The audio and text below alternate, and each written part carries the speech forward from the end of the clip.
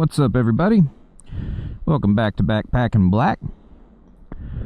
Just came here to drop some money on my lovely truck over here. New tires and oil change and all that stuff. The responsible adult thing to do. That's money that I could use on motorcycle parts. Not that I can say anything, because I just dropped a whole lot of money on this bike, so hopefully you guys will get to hear this here in just a second. I'm so excited to crank this one up again.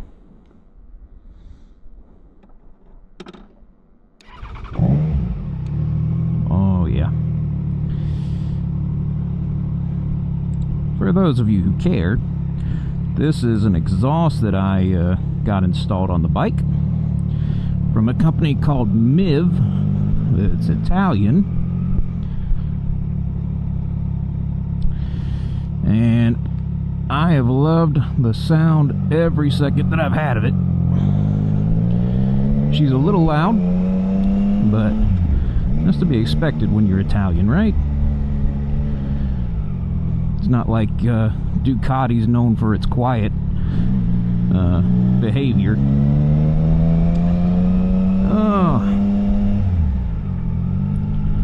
Been tweaking the audio on this thing too, just so that everyone's aware. So if it sounds a little goofy, I apologize, but we're working to get it fixed and make sure everything sounds right.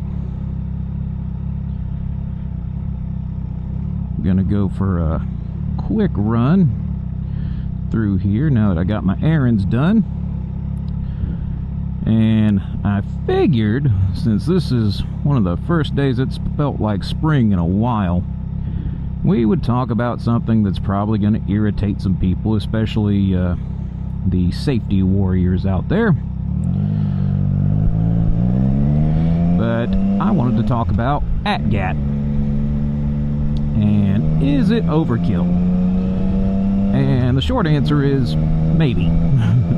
It's definitely not the worst thing in the world to have gear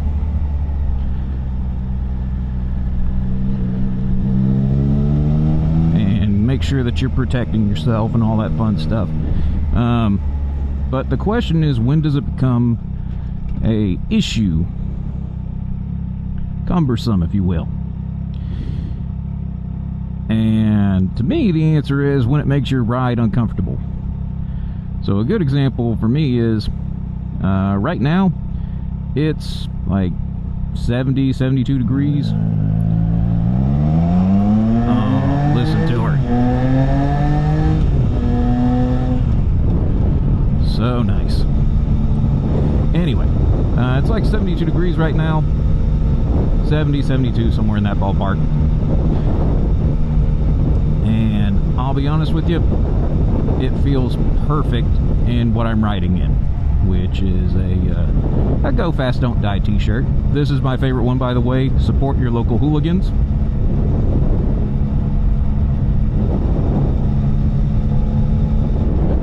I got caught by the light.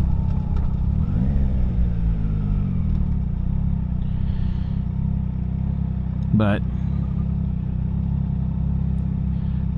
anyway, yeah, make sure that, you know, you're wearing stuff that makes you comfortable and it's not cumbersome. That is not to say to go out and do some of the crazy stuff that you see on YouTube, especially from some of the more poverty-stricken countries. I know a lot of people use their motorcycle as a daily thing. It's not a toy like it is here in America. But one of the things that's kind of important with that is they wear nothing for protection. And maybe it's because they can't afford it.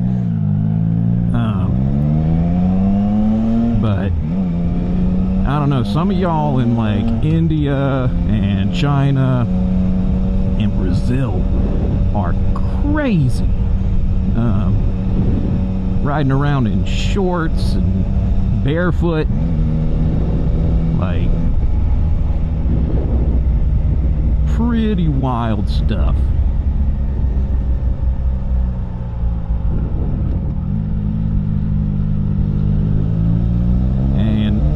arguably, to me, there are minimum safety standards, and I think that for the most part the MSF course gets it right.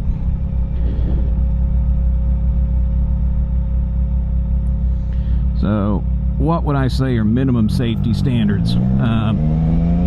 Obviously a helmet, and I'm going to be very specific about this, a full face helmet. Like, you can have the, you know, the flip up and all that kind of stuff, that's perfectly fine, but for the purpose of protecting your face, the brain buckets really don't do that much. Like, they might keep you cognizant after you've hit the pavement, but you might bleed out from where your jaw got ripped off. Not to be too graphic about that, but most of the time your the actual cranium portion up here, your dome, is a secondary impact point. Most of the time the first thing that you hit is actually your chin. And I've done some boxing before, and I've taken some pretty solid punches to the face, but something tells me that asphalt will take that win every time. So just my 2 cents for it. Brain buckets are not enough. Get you something with a full face helmet, and, you know, keep your face protected. I don't have a lot to work with here. I don't show my face much on this channel because, quite frankly, I don't think it's that good looking. And you know, no love lost on some level to that, but I want to be able to eat and speak, you know, the right way. So just bear in mind that if you have just a flap of skin, you're not doing yourself any favors. Even if you can think, you won't be able to speak. So that's the first thing. Second thing, probably second most important to me, is get yourself a good pair of boots. And they don't necessarily have to be riding boots. I've got a pair of pretty sturdy leather boots on right now, and I've worn them since day one. Took the MSF course in them, and I mean, I have kicked a motorcycle going about 45-55 miles an hour. That I was on a group ride, and someone didn't pay attention to a rider that was moving over in their blind spot, and they went down and his bike slid into my lane. And because I wasn't sure if anyone was, you know, next to me, I said, well, I'll move over as far as I can, and I ended up kicking his Harley at about 45 miles an hour. So lesson learned. Nothing broke in my foot, and these are just kind of, you know, thick leather boots. They're not protected or anything. The most important thing I would say is probably the ankle protection. Make sure they're over the ankle boots, just because you got so many little bones there, and no one wants to look like James Caan after he got through with Misery. I mean, be my guest if you want to be hobbled for the rest of your life, but that's not my goal. Next thing I'm going to say that's probably a requirement for me, some kind of long pant. Like, I understand that it ain't going to do much, but it's got to be better than a pair of shorts. And same thing with long sleeves. Like, you may want to cover up. In my case, I'm in the south here. It's pretty warm most of the year, and I could have gotten away with wearing a flannel or something today, but I don't typically wear armor just because it's not really my go-to thing. And there's nothing wrong with it. More power to you. Overprotected is better than underprotected, I will say that. So yeah, I mean, just be aware of that kind of stuff. Like I said, I won't go anywhere without the long pants. I might wear a t-shirt every now and then, but no. I like my legs covered up. But I also don't wear shorts, so call me weird if you want. That's not my typical go-to. So let's see here, what else? Oh yeah, gloves. These are actually pretty new, and they're not motorcycle gloves in the traditional sense. Again, they don't have armor. Typically you see them in the knuckles, and you might see something right here. That helps you when you go down. You don't, slide. But part of me goes, I don't know, I have mixed opinions on that, because part of me thinks if you go down, I know you don't want to brace yourself, but you're just going to, like, body slam yourself onto the pavement, and all your vital stuff is here. So I don't know, I have mixed opinions on it. So I could be totally wrong. Take that for what you will. I'm an idiot. After all, I'm on a motorcycle.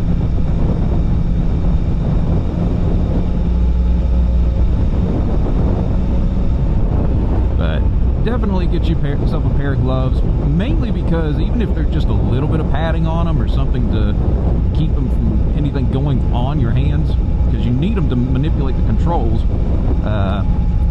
Getting hit by a bee or a rock at speed is no fun. And what's even worse is if you get hit by said bee and or wasp or anything, bees in particular, because they stick. But bee goes into your hand, it starts jerking around, and nobody's having a good day.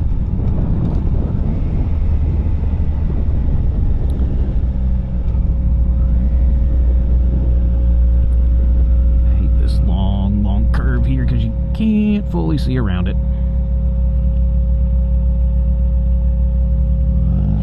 They got their turn signal on. Let's go.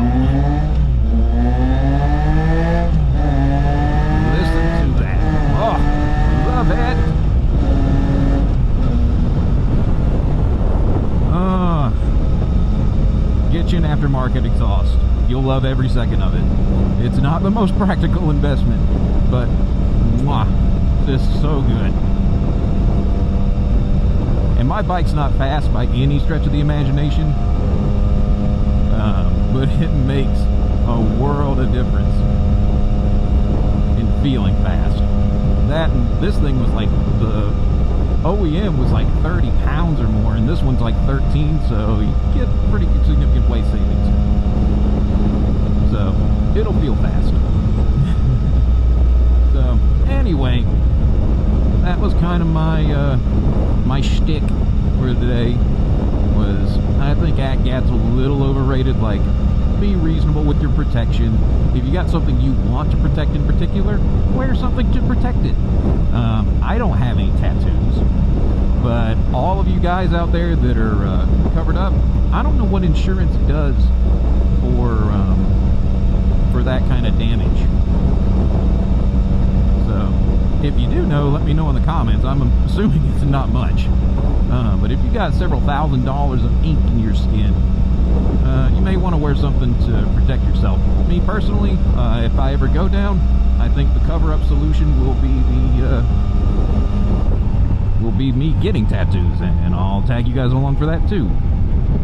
So, well, I think that's gonna do it for me today. If you have any thoughts, you want to call me an idiot, tell me that not wearing all the gear all the time. By the way, that's what ATGATT stands for anyone who's new to this. Feel free to call me an idiot. Tell me your thoughts in the comments or something like that. But for me, I'm going to be comfortable. I'm going to enjoy my ride. Oh, and how I am enjoying it with this sound. Hopefully I'm not blowing anyone's ears off, but how can you not love motorcycling when you hear this? Here, okay. Oh, so good. Alright, well guys, I appreciate you riding with me today. Hopefully we'll catch you in the next one. And if you're already doing something like this, hit me up. I'm looking for people to collaborate with, and happy to help get you started, or shoot some stuff for you. you know, this is a hobby for everybody. So if you can, hit me up. I'm on Instagram, TikTok, all those places. If you don't mind, like and subscribe, do all that kind of stuff so you can keep up with me and see what kind of shenanigans I get into. And, you know, if you don't, that's fine too. I don't get paid for this. This is for me. Alright guys, well, I appreciate it. I'll catch you in the next one and give you one more good rev bomb here for just for good measure and to annoy all the lovely people around me. Oh, and the pop. Alright guys, take it easy.